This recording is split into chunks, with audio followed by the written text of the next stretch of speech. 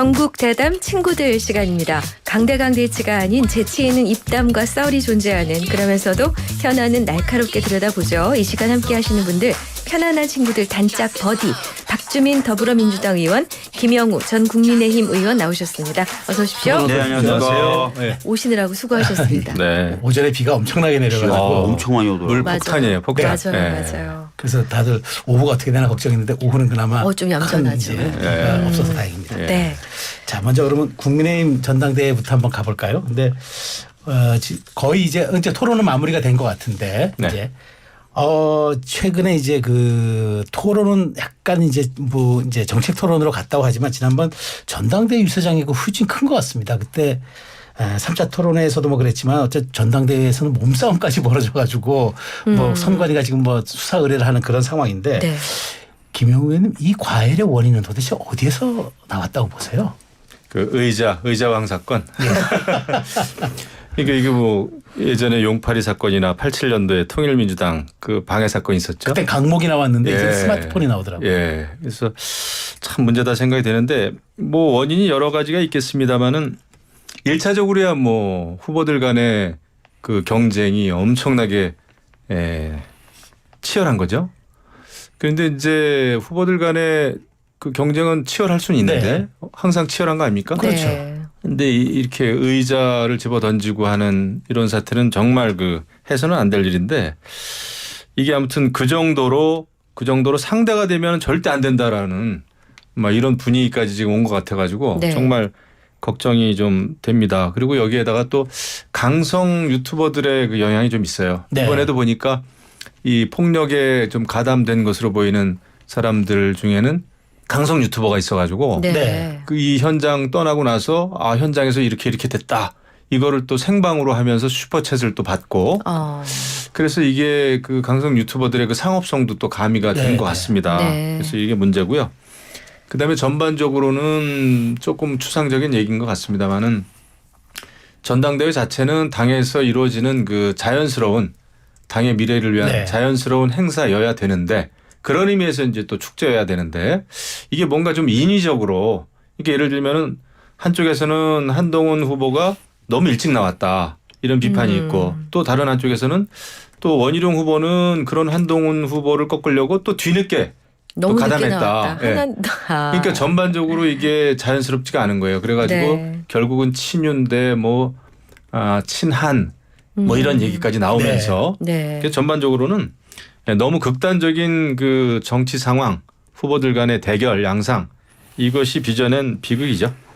근데 박 의원님, 민주당에서는 요새 줍줍 정치한다는 얘기가 많이 있습니다. 그러니까 뭐예요? 그러니까 댓글팀 하나 줍고 그다음에 문자 또 줍고 이번에 또 나경원 후보를 향해서 나경원 후보가 그 한동훈 후보에게 얘기했던 거요? 그것도 나오고, 그러니까 민주당은 이번 전대가 끝나면 이거 주순 거 가지고 굉장히 좀 재미를 볼 것이다 얘기 있는데, 지금 다른 당이지만 이걸 어떻게 보십니까? 그러니까 지금 사실은 말씀하셨던 전당대회 과정에서의 몸싸움 이런 건 약과예요. 어떻게 보면. 지금 말씀하셨던 댓글팀 의혹이라든지 또는 사건에 관련된 청탁 부분이라든지 이런 거는 형사 문제가 될 수가 있거든요. 그리고 또 매우 심각한. 그런데 이게 이제 내부 어떻게 보면 폭로로 다 드러나고 있는 상황이라서 과거에도 보면 이렇게 내부 폭로로 드러난 경우에는 수사를 안 할 수가 없습니다. 왜냐하면 반대 진영에서 비판하면서 뭔가 제기한 의혹이 아니거든요. 드루킹도 사실 그랬죠. 내부에서 제보하거나 내부에서 폭로한 거기 때문에 이거는 반대측 주장이 아닌 거예요. 그러니까 정치적인 공세다라고 저쪽이 수사를 해야 된다는 요구를 평가할 수가 없어요. 그렇잖아요. 그래서 이런 부분은 아마 거의 대부분 수사 대상으로 전환될 것으로 보여지고요. 그 결과에 따라서 굉장히 큰 영향이 생길 것 같습니다. 근데 김 의원님들 공격을 받는 한 후보 입장에서는 전부 마타도다. 그것이. 근데 그렇게 강력하게 얘기하는데, 지금 이제 말씀하신 것처럼 민주당은 이제 전당대 이유를 보는 것 같은데 지금 나름대로 지금 과열된 양상이지만 이걸 어떻게 국민의힘 내부에서 좀 풀어야 할까요? 제가 보기에는 예를 들자면은 여론조성팀, 댓글 부대 같은 경우에는 제가 사실 과거에 우리 당에서 드루킹 사건 진상조사 단장을 했었어요. 그러셨군요. 네. 그래가지고 뭐 파주까지 가서 그 드루킹 김동원 씨인가 그 부인도 만나서 인터뷰도 하고 뭐 제가 많이 했습니다. 그때 뭐 산채가 뭐 예. 파주에 있었다 이런 얘기가 있었죠. 또 파주에 그 저기 출판사 네. 갔었고 그런데 이제 좀 차이는 있어요. 지금 여태까지 이제 장해찬 전 최고가 제기한 의혹은 그것만 가지고는 크게 문제가 될 건 아닌 것 같아요. 제 생각에는. 왜냐하면은 이제 일단은 그겁니다. 댓글 자체가 뭐 많이 있었다라는 건 문제가 안 되죠. 네. 그거는 뭐 팬덤이 있는 정치인이라고 하면은 지지자들이 자발적으로 얼마든지 그런 댓글을 달 수가 있습니다. 그런데 그 댓글을 과거에 그 드루킹에서 킹크랩처럼 네. 대량 문자 그 입력기 같은 프로그램을 통해서 일반 100%를 돌렸다는 그렇죠. 얘기죠. 그러면은 이제 그거는 한동훈 후보하고 관계가 없어도 그거를 돌린 사람들은 문제가 있는 거죠. 네, 네. 그거는 뭐 공무방해도 되고 뭐 여러 가지가 있습니다. 근데 지금 문제는 한동훈 후보는 이거에 대해서 전혀 사실이 아니고 이게 사실이라면 장해찬 전 최고는 가서 자수를 해라. 법법 행위를 본인이 또 저질렀다고 하니 이렇게 나오고 있어요. 그래서 결정적인 스모킹 건이나 빼박 증거는 아직은 없는데 의혹 제기 단계입니다. 네. 다만 우리 박주민 의원님 말씀대로 이런 게 지금 그 야권에 그냥 먹잇감을 엄청 던져줬잖아요. 네. 그래서 제가 이거 단품 요리도 아니고 완전히 부패를 지금 완전히 제공하는 거다. 네. 민주당에 이런 생각인데 전당대회 이유가 좀 걱정이 되긴 해요. 근데 이렇게 그래서 이게 자폭 전당대회다 이런 말이 나오는데 어느 정도 좀 증거나 이런 게 없이 마구 그냥 집어던지는 네네. 그 의자만 던지는 게 아니라 이런 엄청난 의혹도 던지고. 의혹을 이렇게 던져버리면 이거는 아주 암울하죠. 그래서 이거 빨리 자제해야 됩니다. 근데 박 의원님 지금 네. 그 원 후보 같은 경우에는 댓글팀 물론 한 후보는 지금 전혀 뭐 아니라고 얘기하고 있지만 댓글팀이 존재했다면은 뭐 드루킹 같은 중대범죄이기 때문에 이런 사법 리스크 때문에 대표직 수행 가능하겠냐 이렇게 정말 말을 하는데 그런데 이건 대표직 수행이 가능하지 않다는 얘기는 어떤 의미인가요? 그러니까 이게 만약에 한동훈 전 법무부 장관이 법무부 장관 시절에 네. 보고 또는 지시, 보고를 받거나 지시를 하면서 이런 네. 댓글팀을 운영했다. 그래서 자발적인 팬덤의 어떤 댓글 다는 행위와는 상당히 차이가 나는 행동이었다라고 네네. 판단이 된다면 뭐 여러 가지 형사적인 처벌이 가능한 상황이 되기 때문에 이 부분에 있어서 심각한 리스크를 지게 되는 건 맞죠. 근데 아까도 말씀드렸던 것처럼 뭐 지금에서는 그 전모를 모르는데 네. 근데 내부 폭로로 제기된 의혹이기 때문에 이건 수사를 하든 뭐 하든 규명 작업은 들어가야 됩니다. 이거는. 민주당 특검 계획도 있나요? 글쎄 뭐 저희들은 지금까지 그런 얘기를 공식적으로 하진 않는데 네. 다만 조국혁신당의 조국 대표 같은 경우에는 네. 이 의혹도 한동훈 특검이라고 추진하시겠다고 했던 네. 특검의 한 내용, 한 수사 대상으로 포함돼야 되는 것 아니냐라고 말씀하고 계신 걸로 알고 있습니다. 민주당에서 아직 거기에 대한 답은 안 여러 나와요. 가지 지금 뭐 내부 검토는 하고 있을 거예요. 예. 네. 알겠습니다. 이게 뭐 이제 대가성이나 이런 게 있어야죠. 드루킹 때는 그러니까 뭐 총영사도 그런 게 요구하고. 있는지 없는지를 이제 조사를 할 수밖에 없는 거죠. 이거는 저희가 제기한 의혹이 아니에요. 물론이죠. 예. 좋습니다. 그러면은 보시기에 한동훈 후보 캠프에서는 결선 투표를 갈 걸로 예상을 할까요? 아니면 1차로 끝낼 걸로 볼까요? 제가 뭐 한동훈 한동훈 후보 어떻게 전망 캠프의 사람이 아닌데 예. 어떻게 보세요? 그 관계자는 제가 만난 적이 있어요. 그 깊숙이 이렇게 좀 일을 하는 분들 같은데 그 1차에서 끝난다 이런 얘기들을 하는 것 같아요. 그런 게 조금 다수인 것 같습니다. 네. 그 흐름으로 봤을 때 많은 의혹 제기에도 불구하고 그것이 아직까지는 특별한 증거나 아까 말씀드린 대로 빼박 증거가 없다는 사실. 그다음에 오히려 그런 의혹이 제기된 이후에 조금 격차가 벌어졌다는 얘기들을 많이 해요. 그다음에 이제 여론조사 상으로도 그런 게 조금 나타났고 네. 그래서 그런 게 대세 지장을 준 게 아니고 오히려 한동훈 대 나머지 세 후보의 대결 이렇게 돼 있지 않습니까? 네. 그러다 보니까 결국은 한동훈 후보만 더 훨씬 키웠다 이런 의혹 제기라든지 그리고 이제 김건희 여사 문자 노출시킨 거 네. 이것도 오히려 노출시킨 쪽에서 되치기 당했다. 오히려 뭐 이런 그 평가들이 좀 있어요. 네. 그래서 1차에서 끝날 가능성이 꽤 있을 수도 있겠다. 네. 하지만 의원님은 뭐 어떻게 모르죠. 보세요? 글쎄요. 1차에서 뭐 끝날까요? 좀 더 갈까요? 여론조사 기관마다 이제 조사에서 나오는 데이터가 조금씩 다르더라고요. 네. 근데 오늘 아침에 본 데이터는 과반이 안 되더라고요. 한동훈 후보가. 네. 그리고 그 상황에서 이제 나경원, 원희룡 두 분의 단일화가 얘기가 되고 있기 네, 때문에 네. 아직도 변수는 남아 있는 것 같아요. 만약에 이제 두 분이 나경원, 원희룡 두 분이 단일화를 하고 네. 또 뭔가 좀 계속 의혹 제기를 하는데 아직까지 말씀하신 대로 잘 안 먹히는 것 같거든요. 그런 의혹 제기들이. 근데 뭔가 실체를 보여줄 수 있을 만한 증거가 나온다든지 하면은 또 굉장히 변화가 있을 수도 있지 않겠습니까? 그래서 아직은 모르겠다 이런 생각이 듭니다. 예. 근데 김 의원님 이제 금요일부터 이제 맞습니다. 투표가 시작되잖아요. 그렇죠. 네, 내일 온라인으로. 모레요. 네. 그럼 실질적으로 이제 그 선거운동을 하는 거는 내일까지란 말이죠. 물론 그 이외에도 진행은 되지만 네, 그렇죠. 표심이 어느 정도 금요일부터는 이제 정해지고 네. 있다고 봐야 되는 게 합리적일 텐데 이틀 남은 상황 사전 단일화 가능성은 어떻게 보세요? 사전 단일화는 불가능할 이제는 물 거예요. 건너갔다. 예, 이게 그냥 1차 선거 23일 이제 결과가 발표가 되는데 그러면 자연스럽게 1차 선거 이후에 이제 2위와 3위, 4위가 뭐 이제 단일화를 할 수 있는 뭐 가능성이 전혀 없진 않지만 네. 그 자연스럽게 되는 거지. 그게 그 전에 단일화될 가능성은 없다. 왜냐하면은 원희룡, 나경원 후보가 서로 나중심으로 해달라 이제 서로 그러거든요. 서로 지금 그렇게 그런 상황이고 네. 예. 일단 내일 모레고요. 네. 그 시간이 없어요. 단일화도 뭔가 그 좀 뚜렷한 계기가 있어야 되는데 그 사실 두 후보가 또 엇비슷해가지고 네. 지지율이 2위와 3위가 아주 큰 차이면 뭐 또 얘기가 좀 달라지겠습니다만은 예. 아직은 제가 보기에는 가능성이 없다 생각이 드는데요.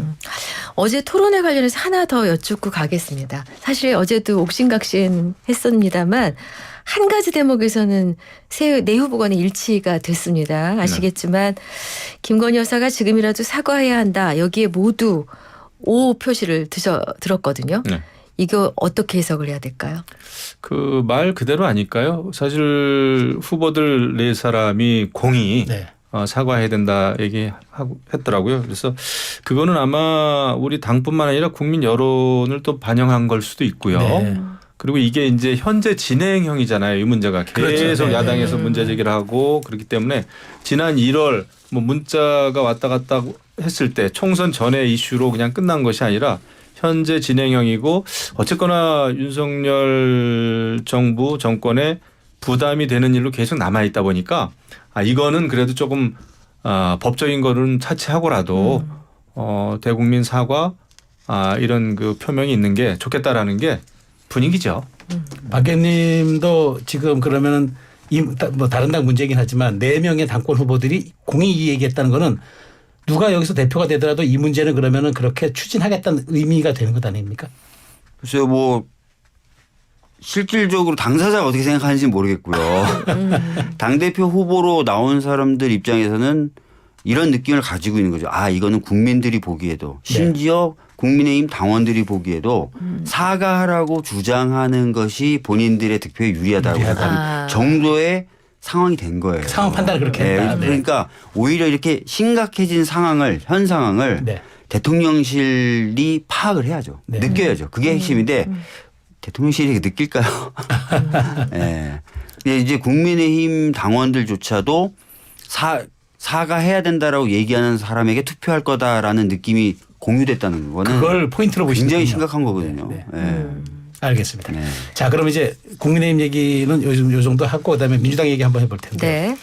민주당도 이제 뭐 최고위원 후보도 컷오프가 끝났습니다만 네, 8명 모두 친명 후보란 점에서 똑같아. 이런 얘기들이 나오면서 일종의 지금 여야 모두 보디가드 정치하는 것 아니냐. 지키겠다 정치가 지금 화두가 된 것 같다라는 사실은 조금 아픈 비판이 나옵니다. 박 의원님 한번 솔직하신 경 어떻게 보세요?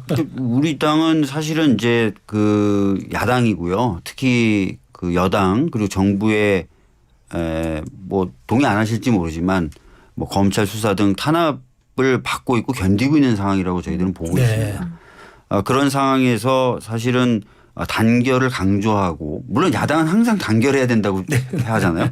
그러니까 원래 그런 기조에다 이런 현상까지 더해지면서 더 단결해야 된다는 상황이고 거기다 이재명 대표님은 지난번 총선을 치르면서 굉장히 훌륭한 성과를 냈어요. 본인이 여러 가지 고초를 겪으면서도 그래서 이제 당원들의 강력한 지지까지 받고 있기 때문에 자연스럽게 이제 이재명 대표를 중심으로 라는 분위기가 형성될 수밖에 없는 거고 그 상황에서 최고위원 후보로 나온 사람들이 당원들의 표를 받아야 되는데 그럼 저는 이재명 대표하고 먼 사람이다라고 세일즈를 안 하겠죠. 그래서 다 이제 이재명 대표와 친할 뿐만 아니라 이재명 대표 뜻을 같이 한다라고 얘기를 하는 거고 뭐 자연스러운 모습인 것 같습니다. 제가 보기에는. 근데 이런 지도부가 진짜 구성이 되면은 이게 최고 지도부라기보다는 오히려 이재명 대표의 대선 기획단 역할을 하는 것 아니냐. 실제로 근데 이런 뭐 얘기가 있어요. 그 정책적인 색깔 차이라든지 이런 것들이 있어요. 근데 내세우는 캐치프레이즈가 이제 가장 대표적인 게 이제 이재명 대표를 중심으로 이재명 대표와 함께라고 하지만 여러 가지 정책들을 놓고 보면 그간에 했던 발언들이나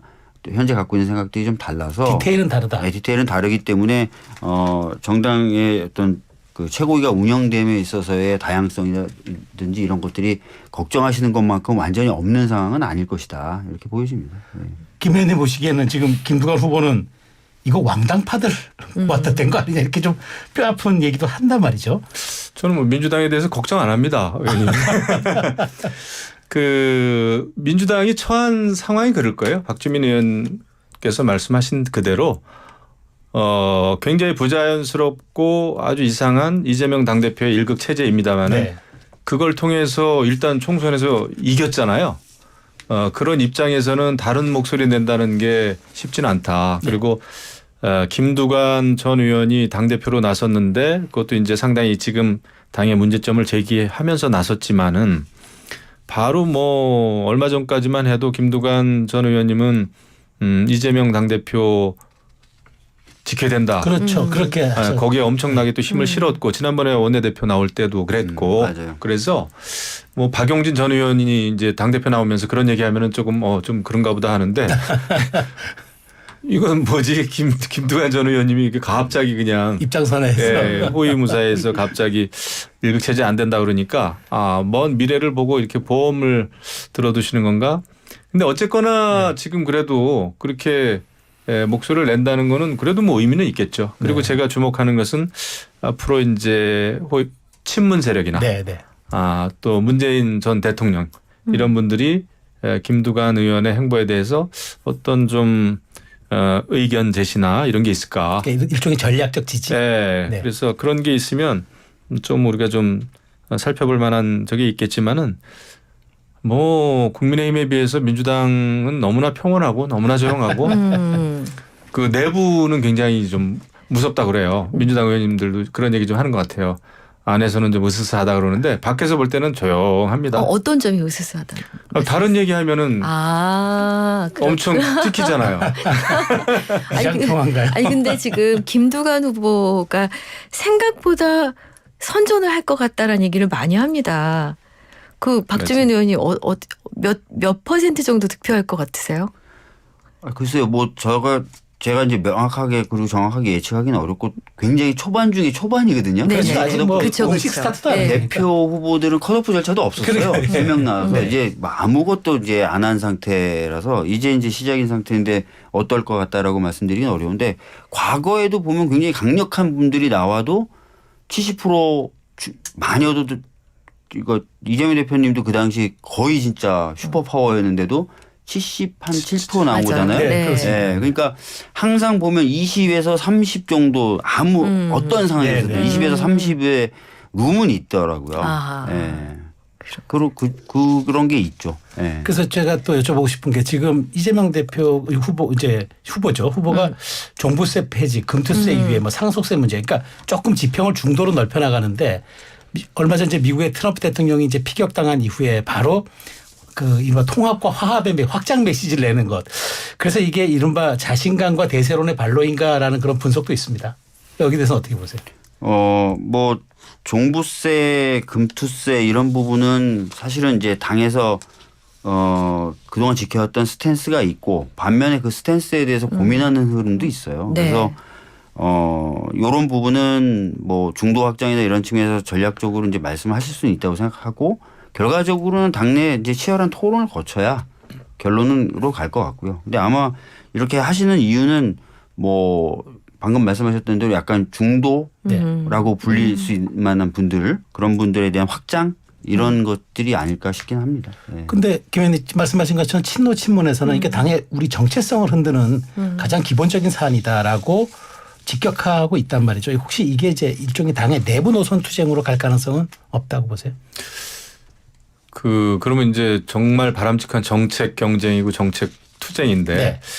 그렇게까지 갈 수 있을까? 제가 볼 때는 좀 그렇고 지금은 이제 선거 앞두고 그 외연 확장, 특히 이제 수도권을 중심으로 해가지고 그런 그 외연 확장의 목소리라고 저는 생각이 되고 박찬대 원내대표도 사실 원내대표 되자마자 종부세 얘기했었죠. 네. 검토 필요하다.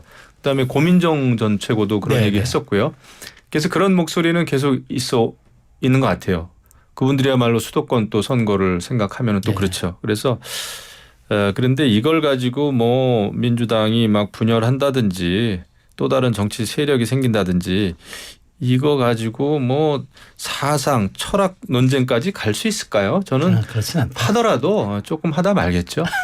네. 그러니까 방금 말씀하신 것처럼 사실 뭐 친노 친문 친명을 나누는 것 자체가 굉장히 우습지만 세간의 눈으로 봤을 때 이제 뭐 예를 들어 고민정 의원님 같은 경우 약간 결이 다르다 이렇게 네, 보지만 네, 네. 그분도 사실 종부세 얘기하시는 거예요. 그렇죠. 그러니까 아까 말씀드렸던 대로 종부세라든지 금투세에 대해서 오랫동안 토의해서 우리 당의 입장이 이제 큰 틀에 있지만 거기에 대해서 뭔가 재고를 해야 되는 것 아닙니까? 라고 얘기하시는 목소리가 계속 있어 왔던 네. 거예요. 네. 근데 그 있어 왔던 목소리가 뭐 어떤 특정한 그룹 네. 이런 건 아니고 아까 말씀하신 대로 뭔가 약간 수도권 의원님들은 좀 그런 거 고민이 좀 많고 이런 한강벨트 이런 환경이 있는 거라서 네. 그걸 가지고 당이 뭐 그럴 것 같지는 않아요. 네. 알겠습니다. 자, 이런 가운데 김건희 여사가 명품백 수수 의혹 관련해서 그 변호사가 입장을 냈던데요. 가방 수수에 법적 문제가 없다. 가방을 준 행위가 정치 공작이었다. 이런 입장이었습니다. 어떻게 들으셨어요, 김 의원님? 그 변호사시니까 이제 아마 법적인 거 그다음에 이제 뭐 이 받았다고 해도 고액이긴 합니다만은 뭐 직무 관련성이나 뭐 대가성이나 이런 건 없다라는 취지겠죠. 근데 이제 이게 일반 또 국민들이 봤을 때는 그러면은 이제 예를 들면 고위직의 부인들이 고액의 가방 직무 관련성이 없다고 해도 뭐 막 받아도 되느냐. 이것도 좀 문제란 말이죠. 네. 그래서 그리고 또 이제 신고의 의무 뭐 이런 거 있잖아요. 그런 것 때문에 좀 복잡하긴 할 건데 어쨌거나 이 문제는 뭐 그 법적인 해석 이거는 보는 그 시각이라든지 그거에 대해서 또 정파에 따라서 완전히 다른 것 같아요. 그래서 저도 야 이거 공수처도 그렇고 어떻게 수사를 할 수 있을까 또 나중에 판결은 어떻게 날까 좀 궁금하긴 한데 그거는 뭐 일단 김건희 여사의 변호사로서는 할 수 있는 얘기라고 생각이 됩니다. 하지만 뭐 중요한 것은 수사와 판결이겠죠. 아니 아까도 제가 말씀드렸는데 당대표로 나온 4명이다. 네. 이건 사과해야 된다. 그렇게 얘기할 수밖에 없는 상황을 지금 말씀드렸잖아요. 국민들의 정서와 심지어 국민의힘의 당원들조차 명백히 이건 잘못한 거다라고 생각하는 상황이기 때문에 이제는 편하게 사과해야 된다라고 4명이 공이 입을 맞출 정도로 동시에 하나 둘 셋 했는데 다 할 정도로 했는데 네. 아까도 말씀드렸던 대로 그런 상황에 대한 인식을 대통령실이 하는 거냐. 제가 그 말씀드린 이유가 이거예요. 어제 나온 입장문이나 그제 나왔던 이야기가 전혀 그런 것과는 거리가 멀다. 이거 보세요. 잘못한 거 없다는 거잖아요 계속. 이거는 근데 이제 법적인 거라 아니 그 변호사의 입장이겠죠. 그렇죠. 변호사 입장입니다. 해명문을 봐도 행정관이 그냥 깜빡 잊은 거다. 네. 뭐 이 정도잖아요. 네. 그거 국민들이 믿을 사람이 어딨어요. 원래 잊을 땐 깜빡 있는 거 아니에요? 행정관이 다 잊는 거 아니에요? 껌뻑 있나? 그게 막 뭐 문제가 된 지가 거의 1년인데 지금까지 가만히 있다 행정관이 깜빡 잊은 거다라고 하고 그러니까 아직도 멀었어요. 제가 보기에는. 알겠습니다. 또 이거는 이제 검찰 수사 결과를 지켜보기로 네. 하고요. 지금 최근 이제 임성근 전 해병대 일사단장의 구명 로비 발언의 당사자인 이종호 씨가 또 인터뷰를 가졌는데 녹취 속 VIP는 김건희 여사가 맞다면서도 내가 좀 허풍을 떨었다, 허세를 했다라고 이제 얘기를 했단 말이죠. 이것도 어떻게 봐야 됩니까?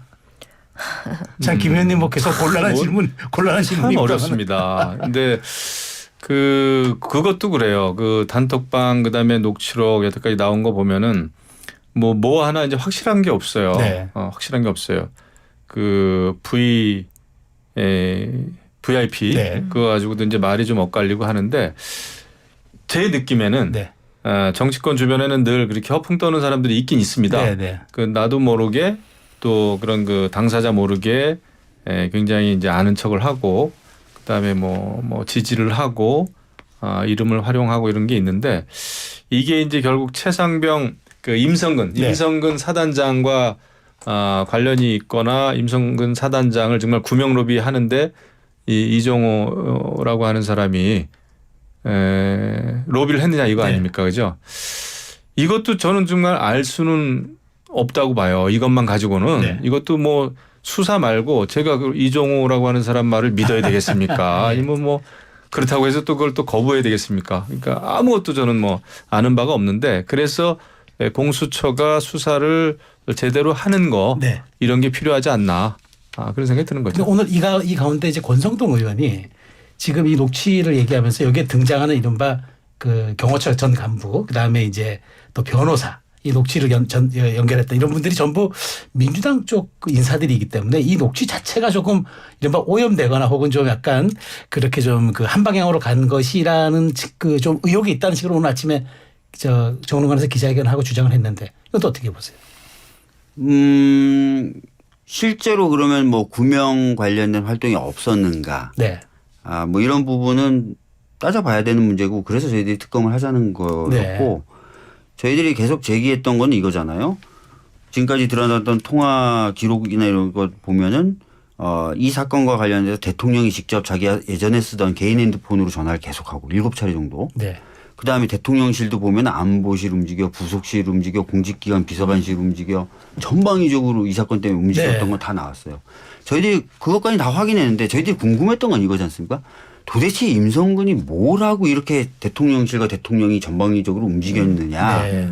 그 키워드가 궁금해서 해보다 보니까 카톡방이 나오고 거기 참여한 사람들의 제보가 나온 거죠. 네. 앞단에 대통령실이 이렇게 부지런히 움직였다는 거는 이미 사실 아닙니까? 통화 기록이나 다 나온 거잖아요. 근데 뭐 마치 아무것도 없는데 뭔가를 만들어낸 것처럼 권성동 의원님이 그렇게 기자회견 하시면 안 되죠. 있잖아요. 지금 통화가 그날 쫙 정말 예를 들어 부속실도 전화했던데 부속실이 왜 전화합니까? 부속실이 뭐 하는데 거긴 일정 잡는 데예요. 근데 거기서 전화하고 공직기관 비서관이 왜 국방부나 그 관계자들한테 전화해요? 공직기관 비서관이 그런 일을 하는 데가 아니에요. 네. 그러니까 그런 게 고스란히 다 기록으로 나오고 법원에서 받았던 통화 기록으로 현출돼 있는 상태인데 마치 아무것도 아닌 거를 조작한 것처럼 그렇게 얘기하시면 안 되죠. 근데 저거 있어요. 제가 이제 뭐 국방위원장 네. 또 해보고 하셨죠. 했는데 예. 국방 쪽에서 봤을 때 그걸 정말 임성근이라고 하는 그 개인 사단장을 살리기 위해서 그런 많은 전화가 오갔는지 그 지금 내용은 지금 나오지가 않았는데 아니면은 박정훈 대령이 이제 본인의 조사 기록을 경북 경찰청에 인계를 한단 말이죠. 네.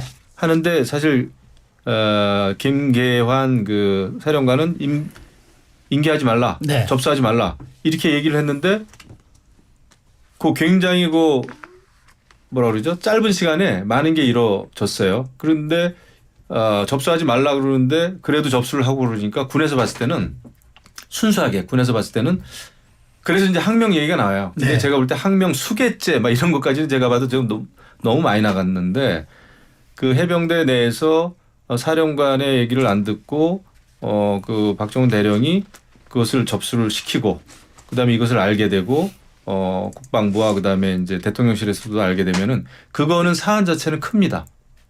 왜냐하면은 그 상부의 지시에 반발한 거기 네. 때문에 그래서 아니요 그렇습니다. 그래서 그거는 이게 만약에 어떤 그 군사 훈련이나 작전이라고 생각해 보세요. 그 위의 지시를 따르지 않았을 때는 내용의 어떤 그런 걸 떠나 가지고 그게 지시가 명백하게 불법이면은 그것을 따르지 않아도 됩니다. 하지만 이것은 그냥 어떤 그 계통상의 그 합당한 지시라면은 그거를 따르지 않으면 항명이 되는 거죠. 네. 그래서 아마 굉장히 윗사람들은 굉장히 열을 받았을 수는 있어요. 그래서 저는 이것을 뭐 물론 덮어주자 이런 입장이 아니라 네. 우리가 대통령이나 뭐 장관이나 그 우리가 통한 내용을 모르는 상황에서는 이것만 가지고 이야기하기는 쉽지 않다. 그리고 구명에 의해서 이런 게 이루어졌다라고 하는 것은 사실은 아직까지는 가정이죠. 그렇지 아직까지는 뭐 가정에 가정이죠. 불과한 예. 겁니다. 네. 지금 이 사건이 굉장히 크다고 얘기하셨어요. 결과적으로 되게 큰 사건이 돼버렸는데 군대 대령이 몇 명입니까? 근데 대령 한 명이 항명을 했다고 대통령이 전화를 계속 걸고 출장 가 있는 장관하고 아니죠. 그냥 그거 대령이 아니죠. 그냥 그렇게 무슨 뭐 생각하시면 대대장 그렇게 생각하시면 안 돼요. 대대장 연대장이 아니라 이게 지금 그 인명사고가 있었고 그다음에 또 인명사고에 대해서 수사 아닌 조사를 해야 되는 해병대 그 수사단장이 그냥 그 과실치사 이런 거로 해가지고 많은 그 장교와 또 부사관들 이런 사람들을 과실치사로 해가지고 이것을 적시해가지고 경북경찰청에 접수를 하다 보니까 그런 거에 대한 그 명령이 있었던 것 같아요. 근데 이것도 수사 아니면 밝혀질 수가 없죠. 구명을 했는지 무슨 그 사람들이 이종호라고 하는 사람들이 정말 이종호라고 하는 사람이 허풍만 떨은 건지 정말 VIP가 누구였는지 거기 또 3부는 또 뭔지 이런 거. 아니 그것도 되게 밝혀져야 돼요. 굉장히 심각한 거라서 그것도 궁금하긴 합니다. 밝혀져야 돼요. 알겠습니다. 그럼 이건 공수처 조사를 뭐 지켜보면 될 것 같아요. 아니 특검을 해야 된다니까요. 공수처가 지금 수사하기가 어렵고 아시는 것처럼 공수처 담당 검사가 이종호 씨의 변호인이었다는 게 드러난 거예요. 그래서 지금 회피를 한 상태고 그다음에 최종적으로 이 사건 수사하면 저희들이 의심을 가진 검찰에 넘어가서 검찰이 기소 여부를 판단하면서 다시 또 손을 댈 수 있어요. 그렇죠. 공수처는 기소할 수 없으니까. 네. 근데 자꾸 공수처 수사 결과를 보자는 건 결국 검찰이 하게 해달라. 검찰이 도이치모터스 사건 같은 경우 지금 결론도 못 내린 채 지금 이 윤 정부 들어와서도 2년 반이 다 돼가는데. 그럼 문정부 때 좀 열심히 하시죠. 아이고 진짜. 가만히 있다가. 자, 이제 마지막 알겠습니다. 하나 남았습니다. 네. 그 이제 탄핵 청문회 관련해서 하나 더 여쭤보고 이제 마무리할 텐데요. 어쨌든 지금 뭐 금요일 날 이제 그 예정돼 있는데 지금 근데 가장 논란은 이제 야당이 이원석 검찰총장 등 6명을 대통령 탄핵 청문회 증인으로 채택하면서 다시 또 불거졌는데 이 부분이 좀 위헌적 요소가 있다는 게 국민의 입장인 거죠. 그렇죠. 이제 대통령 탄핵과 관련된 청문회를 하는 것도 처음이고요. 네. 그다음에 그것도 완전히 뭐 야당이 그냥 의결을 그냥 강제로 해버렸는데 그것도 그렇고 그다음에 검찰총장을 청문회 증인으로 부른다? 이것은 지금 민주당 야당은 검찰을 정말 무력화, 검찰을 없애고 싶어하는 것 같아요. 네. 수사 자체를 방해하고 그런 그 수사 방해, 수사 지연, 수사에 대한 외압 그거의 이하 이상도 아니다 생각을 합니다. 너무 막 가는 거죠. 근데 왜 이렇게 그 검찰총장은 사실 이렇게 국회에는 국정감사위원회 잘 안 부르는 게 관행이었는데 이렇게 탄핵 청문회 그 부른 이유는 그건 아셔야 돼요. 네. 뭐냐면 지금 말씀하셨는데 국정감사 때 검찰총장 나오죠. 네. 예를 들어서 근데 대법원장 나옵니까 안 나옵니까? 대법원장 안 나오죠. 안 나오죠. 네. 그리고 헌재재판소장이나 안 나옵니다. 네. 그러니까 지위가 다른 거예요. 그러니까 재판부 사법부의 경우에는 고도의 중립성과 독립성을 유지해 줘야 되기 때문에 국정감사를 하더라도 안 나오는 거고요. 검찰총장은 저희가 항상 나오게 할 수 있는 사람이고 항상 나와야 될 수 있는 사람인데 오히려 저희들이 좀 해서 검찰총장은 국정감사 때만 좀 나오게 하는 거지만 나오는 것 자체가 안 되는 기관의 장은 아니에요.